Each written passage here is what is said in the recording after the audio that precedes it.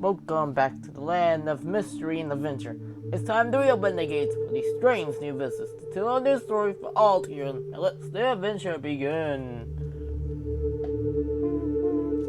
11. The Icy Reunion. After walking for a while, I stumbled in a very dark woods, one that might reach all the way to the mountain. As I walked in this forest, it became as dark as nighttime. The air was eerily quiet, with no creatures living here.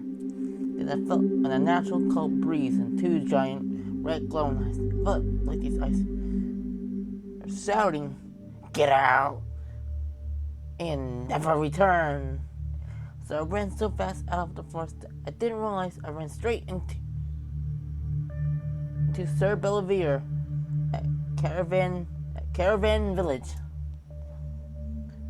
Was now the town is considered the capital of merchants and merchandise. But residents from all three kingdoms sell and trade their goods. I'm so sorry, Sir Belvedere. It will never happen again. I said in an embarrassed manner. Nonsense, Your Majesty. It's soon you discovered Dark Sparrow Woods, said Sir Belvedere as I helped him to get back up.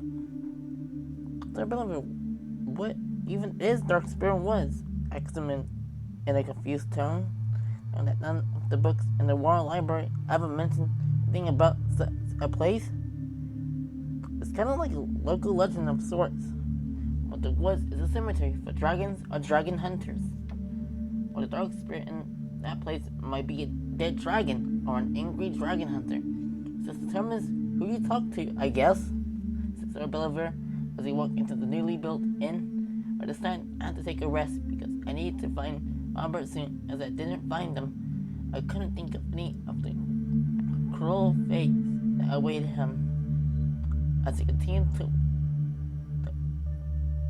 walk, a marble flew out of my pocket and began to glow a light blue.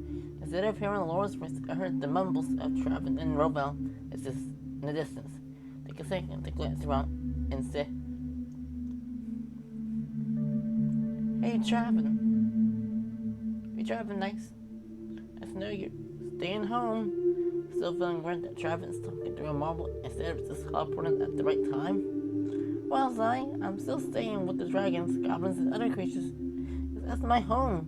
But I will still visit Rovell, the newly restored Hometown Kingdom, from time to time. I do think it's a little bit weird to have an eternally young brother, but thank you, Sai, for making my family whole again. My life has been fulfilled, said Rovell as the marble fell in my hands. Instead of picking up the marble, I said, "Hetius." As the marble begins to glow red, despite that the marble came from my world, the modern world, it was still enchanted by Lovato or lore.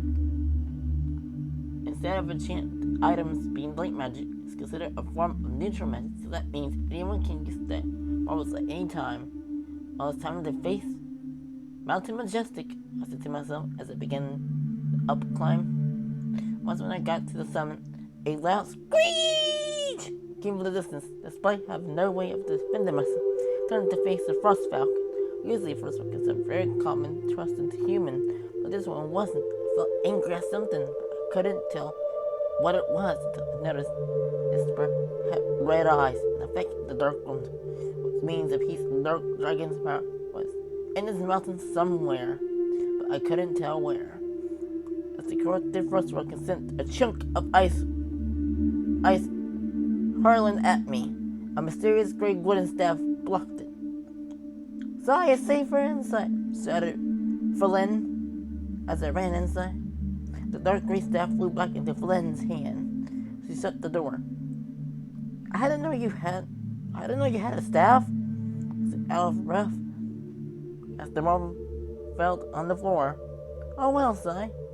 I found the staff laying outside my house," said Flynn as I saw a dark crystal ball on top of the staff and Frost Falcon feathers on the branch off points of the staff. "Well, Zai, if you're hungry, the food is on the table," said Flynn as he hung her staff on a rack. as I noticed that I haven't eaten in a while, I started munching on rustic soup and tea. After I finished my food, the fire changed into a purple flames. A stand up, I felt the dual presence of cruelty and deception. Sigh. Sigh, how do you like being alone? Said Roberto as he came out of the fireplace. I'm not alone yet. I still have Feline on my side. Trying to hide my fear that has been leaking out for a little while. Sorry, Sai. I still love Roberta with all my heart, said Feline as the staff flew off the rack into her. As Feline got closer to me, I noticed her eyes went from a hazel green to a deep red.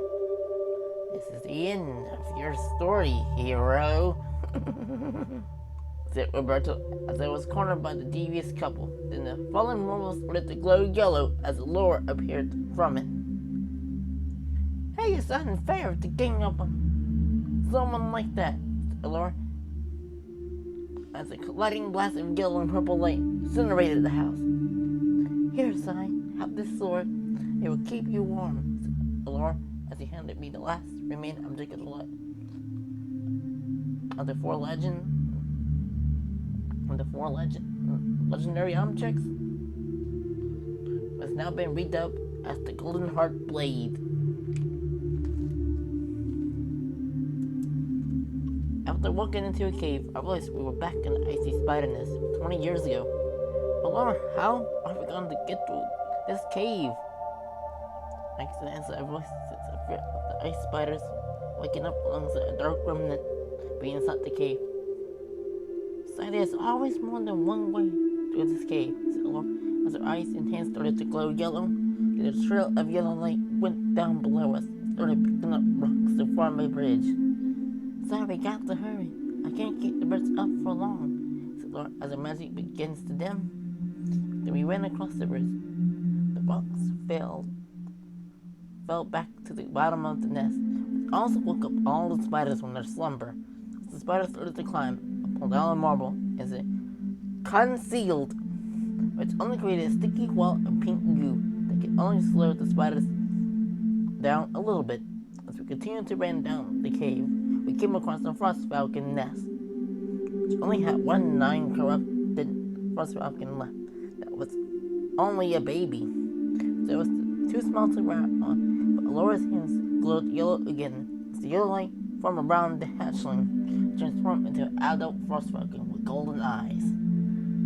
Sai, get on. It's only going to stay this size temporarily, said Laura as we climbed up the back of the bird and flew out of the cave.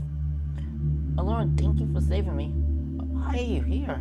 Not at your kingdom, I said, half calm and curious tone.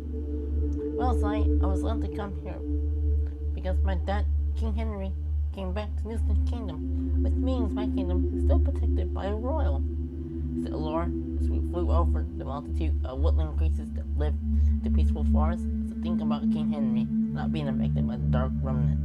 I grabbed the golden heart locket around me. They opened the locket. A flash of golden light covered my vision. Thanks for watching. Hit the like button, subscribe, hit the bell, and buy my book on Amazon. Bye.